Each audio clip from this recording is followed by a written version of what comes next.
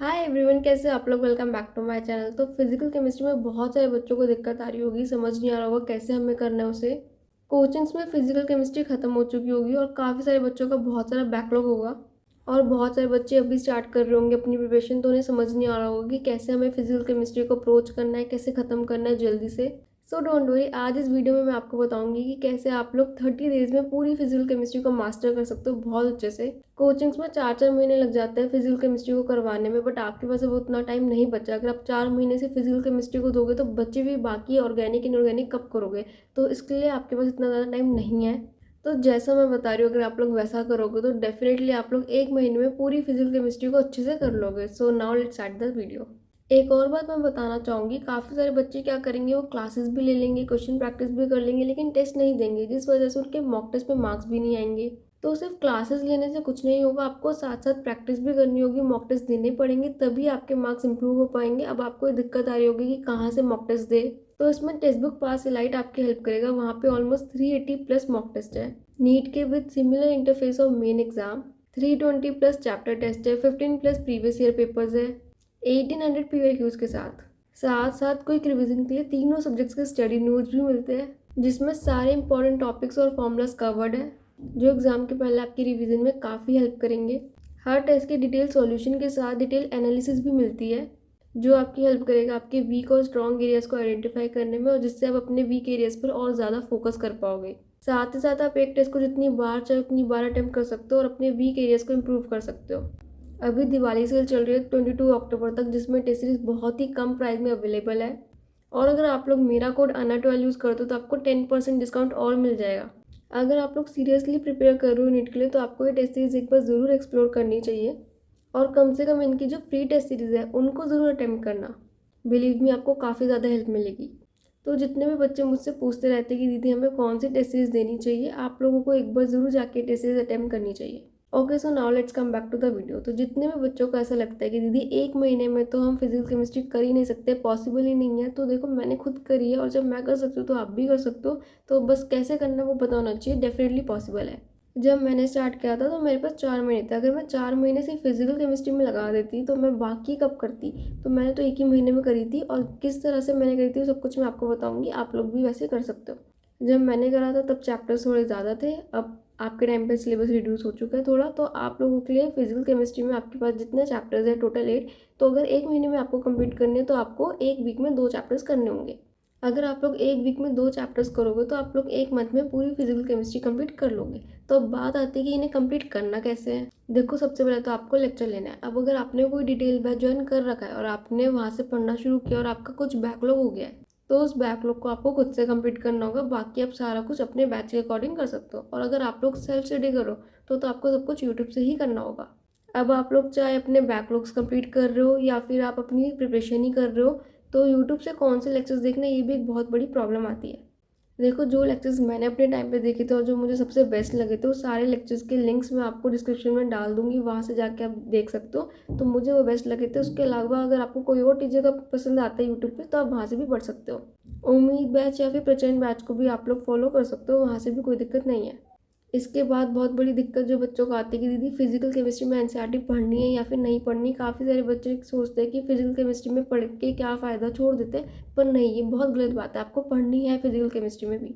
Bio में क्या होता है, आप लोग बहुत बार एनसीईआरटी पढ़ते हो, लेकिन फिजिकल केमिस्ट्री में आपको बहुत बार नहीं पढ़नी, पर वन टाइम आपको पढ़नी है। आप एक बार उसे पढ़ो, आपको जो जो लगे कि यार इस पॉइंट से स्टेटमेंट बेस्ड क्वेश्चन आ सकता है या असर्शन रीजन आ सकता है, तो उसको आपको हाईलाइट करना है। फिर नेक्स्ट टाइम से आपको सिर्फ वो हाईलाइटेड पॉइंट्स पढ़ना है, आपको पूरी एनसीईआरटी बार बार नहीं पढ़नी। तो इस तरीके से आपको करना है। फिजिकल केमिस्ट्री में आपको एक चीज़ की बहुत ज़्यादा ज़रूरत है, वो है आपकी फॉर्मूला शीट्स। क्योंकि कई बार क्या होता है, आप लोगों को लगता है कि क्वेश्चन बहुत टफ आया है, पर क्वेश्चन इतना टफ होता नहीं है, क्योंकि हमें फॉर्मूला नहीं याद है इसलिए हमसे हो नहीं पाता। आप देखोगे फिजिकल केमिस्ट्री में मोस्टली क्वेश्चन ईजी ही होते हैं।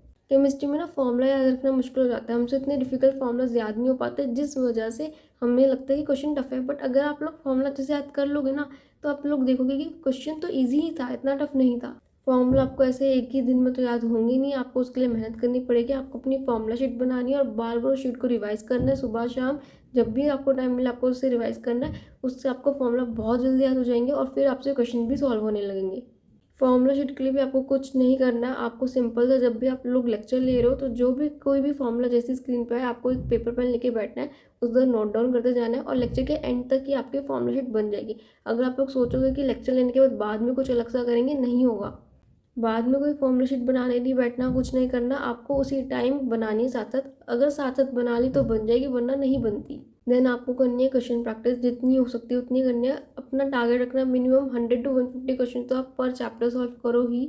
जो भी बुक, जो भी मॉड्यूल है आपके पास, आप वहाँ से क्वेश्चन प्रैक्टिस कर सकते हो।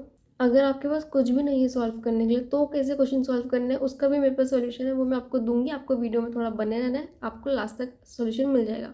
क्वेश्चन प्रैक्टिस के बाद आपको करनी है पीओक्यूज़ की प्रैक्टिस। आपको पीओक्यूज़ सॉल्व करने हैं और उसके बाद आपको करनी है रिवीजन। फिजिकल केमिस्ट्री आप लोग खत्म कर दोगे, फिर आप लोग ऑर्गेनिक केमिस्ट्री स्टार्ट कर दोगे। तो ऐसा थोड़ी कि आप सीधा फिजिकल केमिस्ट्री सीधा नीचे पहले ही उठाओगे और भूल जाओगे। बीच में आपको रिवाइज तो करना ही है उसे। अब रिवीजन में काफ़ी सारे बच्चे क्या करेंगे, फॉर्मूला शीट्स उठा लेंगे, रिवाइज कर ली, या फिर नोट्स उठा के पढ़ लिया और रिवीजन हो गई। ऐसे नहीं होती रिवीजन। खाली थ्योरी पढ़ने से आपकी रिवीजन नहीं होती। सिर्फ थ्योरी पढ़ के आपसे क्वेश्चन सॉल्व नहीं होंगे, आपको क्वेश्चन प्रैक्टिस करनी पड़ेगी, क्योंकि एग्जाम में आपको क्वेश्चन प्रैक्टिस करके आनी है। अगर आप लोग क्वेश्चन प्रैक्टिस नहीं कर रहे तो आप लोग अच्छे से रिवीजन कर ही नहीं रहे हो। तो आपको क्वेश्चन प्रैक्टिस भी करनी है, आपको नोट्स भी पढ़ना है, क्वेश्चन प्रैक्टिस भी करनी है।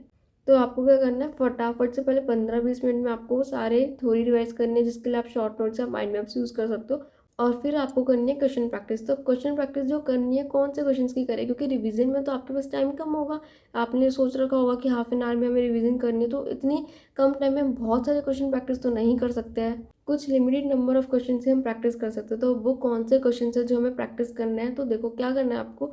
जब आप लोग फर्स्ट टाइम क्वेश्चन प्रैक्टिस कर रहे होंगे ना लेक्चर देखने के बाद, तो जो भी क्वेश्चन आपको टफ लगे, जिसके लिए आपने सोल्यूशन देखा, जो आपको डिफिकल्ट लगा हो, उन क्वेश्चंस को आपको मार्क कर लेना है। और जिन क्वेश्चंस को आपने मार्क किया है, उन्हीं क्वेश्चंस को आपको रिवीजन में दोबारा करना है, क्योंकि वो क्वेश्चन जो आपसे फर्स्ट टाइम में नहीं होते, वो आपको दूसरी बार भी दिक्कत कर सकते हैं, या आपको उनकी रिवीजन की नीड हो सकती है। पर जो आपसे फर्स्ट टाइम में हो गए, वो आपसे बाद में हो जाएंगे। तो उन क्वेश्चंस की आपको रिवीजन करनी है, और उसके बाद जो क्वेश्चंस आपसे फिर ना हो, आपको उन्हें मार्क करना है, और फिर नेक्स्ट टाइम रिवीजन जब करोगे तब उन क्वेश्चंस की प्रैक्टिस करनी है। तो इस तरीके से आपको करना है। इसके बाद जो सबसे ज़्यादा इंपॉर्टेंट है वो ये है कि आपको बीच बीच में पार्ट टेस्ट भी देने हैं। पार्ट टेस्ट देना बहुत ज़्यादा ज़रूरी है। ऐसा करना है कि आपको पहले आपने 2 हफ्ता पढ़ा, फिर 3-4 चैप्टर का पार्ट टेस्ट दो, फिर एक बार एंड में 3-4 चैप्टर का पार्ट टेस्ट दे दो, फिर एक बार पूरी फिजिकल केमिस्ट्री का पार्ट टेस्ट दे दो। तो इस तरीके से आपको पार्ट टेस्ट दे के अपनी प्रैक्टिस करनी है। कम से कम आपको 2 से 3 पार्ट टेस्ट तो मिनिमम देने ही हैं पूरी फिजिकल केमिस्ट्री के, जिससे आपकी फिजिकल केमिस्ट्री बहुत अच्छे से स्ट्रांग हो जाए। बहुत सारे बच्चे पार्ट टेस्ट देने से या फिर मॉक टेस्ट देने से डरते, उन्हें लगता है कि मार्क्स कम आएंगे तो फिर डिमोटिवेशन होगा, वो नहीं देते, जो कि आपकी बहुत बड़ी गलती है। मॉक टेस्ट आपको स्ट्रांग बनाने के लिए होते हैं, आपकी प्रिपरेशन को और अच्छा करने के लिए होते हैं। आपको इस जैसे कि मार्क्स कम आएंगे और मॉक टेस्ट ही देना छोड़ दो, तो आपकी प्रिपरेशन तो बहुत वीक हो जाएगी। आपको पता कैसे लगेगा कि आपकी क्या गलती है। अगर आपका सपोज सिलेबस भी कंप्लीट नहीं हुआ है, फिर भी आप लोग पार्ट टेस्ट दो। आपने जितना पढ़ा उतना तो दो, उतना तो देखो कि आपको उतना कितना आता है। फॉर एग्जाम्पल, अगर आपने 10 चैप्टर का पार्ट टेस्ट है और आपने 7 ही पढ़े, तो आप लोग एटलीस्ट ये मत सोचो कि 3 नहीं पढ़े। ये तो देखो कि 7 तो पढ़े, उनका तो देखो कि उनका आपको कितना आता है, उनकी क्या गलती है, वो तो पता लगेगा आपको। आप उन 3 के चक्कर में वो 7 को भी वीक कर दोगे, तो ये गलती क्यों करते हो। मॉक टेस्ट दोगे, उन 7 चैप्टर्स में से जितने क्वेश्चन आए होंगे उतना तो आपको पता लगेगा कि कितना आपको आता है, क्या गलती है। फिर उन गलतियों को आप एनालाइज करके इम्प्रूव कर सकते हो, गलती आपकी दोबारा नहीं होगी, और वो 7 चैप्टर आपके बहुत अच्छे से पक्के हो जाएंगे। जो चैप्टर्स आपने नहीं करे, उनके चक्कर में जो आपने करे होते हैं ना, आप उनको भी बैकलॉग बना देते हो। उनमें भी आपको ऐसा लगता है करने के बाद भी कि यार मुझे नहीं आता, पता नहीं इसका क्वेश्चन सॉल्व कर पाऊंगा या नहीं। कॉन्फिडेंस नहीं आता आपको, क्योंकि आपने मॉक टेस्ट दिया ही नहीं होता। एग्ज़ाम से पहले आपको लैक ऑफ कॉन्फिडेंस लगता है बहुत ज़्यादा। आपको ऐसा लगता है कि मेरे को, मैंने पढ़ा तो सब कुछ है पर मुझसे हो नहीं रहा, पता नहीं मैं कर पाऊंगा या नहीं। ये चीज़ें आपको इसलिए लगती हो कि आपने इनफ पार्ट टेस्ट नहीं दिए होते, इनफ मॉक टेस्ट नहीं दिए होते। जितने ज़्यादा आप मॉक टेस्ट दोगे, उतना ज़्यादा आपका कॉन्फिडेंस बढ़ेगा। सिलेबस अगर आपका कम भी आपने पढ़ा है, आपके मार्क्स कम आएंगे, ठीक है, आपको डिमोटिवेशन तो हो रही है उस कम मार्क्स से, लेकिन आप ये क्यों नहीं देखते कि अगर आपने जितना पढ़ा उतने में से आपके कितने आ रहे हैं। फॉर एग्जाम्पल, आपका 450 स्कोर आया, तो आप उससे डीमोटिवेट हो रहे हो कि यार मेरा बहुत कम स्कोर है। लेकिन आप ये भी तो देखो कि आपने अटेम्प्ट कितने का किया था, आप पढ़ के कितने का गए थे। आप अगर पढ़ के ही 550 का गए थे, उसमें से आपका 450 आ रहा है, तो उसमें से तो ठीक आ रहा है ना। फिर आप ये देखो कि बचा हुआ जो मैंने नहीं पढ़ा, उसको मुझे पढ़ना है, और जो गलती है इसको मुझे इम्प्रूव करनी है। इस तरीके से सोचो, और कोशिश करना जो पोर्शन आप छोड़ के गए वो नेक्स्ट मॉक टेस्ट तक आपका कंप्लीट हो जाए। ऐसे नहीं कि छोड़ दिया तो छोड़ ही दिया, आपको कंप्लीट तो करना ही है ना उसे। तो मैं ये कह रही हूँ कि मॉक टेस्ट जब भी आपका हो, आप पूरी कोशिश करो उसे कंप्लीट करके देने की। बट इन केस अगर आपका सिलेबस नहीं हो पाता, तो जितना पढ़ा है उसको तो एटलीस्ट दे दो, उसके वजह से पूरा मत छोड़ो। और जो छूटा हुआ पोर्शन है उसे बाद में कंप्लीट कर लो, लेकिन बाद का मतलब ये नहीं कि लास्ट के लिए छोड़ दिया। नेक्स्ट मॉक टेस्ट से पहले पहले कंप्लीट हो जाना चाहिए। इस तरीके से करोगे तो कोई दिक्कत नहीं आने वाली। सो मॉक टेस्ट सबको देना है, कोई भी बच्चा मॉक टेस्ट नहीं छोड़ेगा। तो अब मैं आपको बताऊंगी कि जिन बच्चों के पास कोई भी रिसोर्स नहीं है क्वेश्चन प्रैक्टिस का, उन्हें क्वेश्चन प्रैक्टिस कहाँ से करनी है, जो मैंने बोला था। तो आप लोग मेरा टेलीग्राम चैनल ज्वाइन कर सकते हो, लिंक आपको डिस्क्रिप्शन में मिल जाएगा। वहाँ पे आपको एनसीईआरटी पंच बुक की पीडीएफ मिल जाएगी, जहाँ से आप लोग क्वेश्चन प्रैक्टिस कर सकते हो। उस बुक में आपको टॉपिक वाइज क्वेश्चन मिल जाएंगे, तीनों सब्जेक्ट्स के लिए वो बुक अवेलेबल है। नीट लेवल के क्वेश्चन है, बहुत सारे डिफरेंट टाइप के क्वेश्चन है, आपकी काफ़ी अच्छी प्रैक्टिस हो जाएगी। मैंने वहीं से करी थी, तो आप लोग भी वहाँ से कर सकते हो। इसके अलावा आपको वहाँ पे मेडिजी बुक की पीडीएफ भी मिल जाएगी, उसमें सारी एनसीईआरटी लिखी है बहुत अच्छे से, तो आप लोग उसे भी पढ़ सकते हो। फॉर्मूला शीट भी मिल जाएगी आपको वहाँ पे, शॉर्ट नोट्स और माइंड मैप्स भी मिल जाएंगे आपको रिवीजन के लिए, और बहुत सारे मॉक टेस्ट भी। तो आप लोग वहाँ से बहुत सारा मटेरियल ले सकते हो और यूज़ कर सकते हो। फ्री ऑफ कॉस्ट अवेलेबल है, तो जाओ यूज़ करो। क्यों नहीं कर रहे हो, उसे फटाफट से जाके ज्वाइन कर लेना और यूज़ करना, आपकी बहुत ज़्यादा हेल्प होने वाली है प्रिपरेशन में। So that's all for the video. I hope you guys like the video. अगर आपको वीडियो पसंद है तो प्लीज़ लाइक करना, शेयर करना अपने दोस्तों के साथ, जितना ज़्यादा कर सकते हो। चैनल पे अगर नए हो तो बिना सब्सक्राइब किए प्लीज़ मत जाना, फटाफट से जाके सब्सक्राइब कर दो चैनल को। मुझे बहुत ज़्यादा मोटिवेशन मिलती है जब आप लोग सब्सक्राइब करते हो, तो प्लीज़ फटाफट से कर दो, जल्दी से 10 के सब्सक्राइबर्स करवा दो यार। आप लोगों को तो बस एक बटन ही प्रेस करना है, प्लीज़ कर दो यार फटाफट से। टेलीग्राम चैनल ज्वाइन करना मत भूलना, लिंक आपको डिस्क्रिप्शन में मिल जाएगा, वहाँ से जाके आप ज्वाइन कर सकते हो। एंड कोई भी डाउट हो तो आप मुझे कमेंट में ज़रूर बता के जाना। ये वीडियो कैसी लगी हो ज़रूर बताना, और नेक्स्ट वीडियो आपको किस टॉपिक पर चाहिए ये भी मुझे ज़रूर बता के जाना। Thank you so much guys for watching my video. All the best guys for your NEET preparation.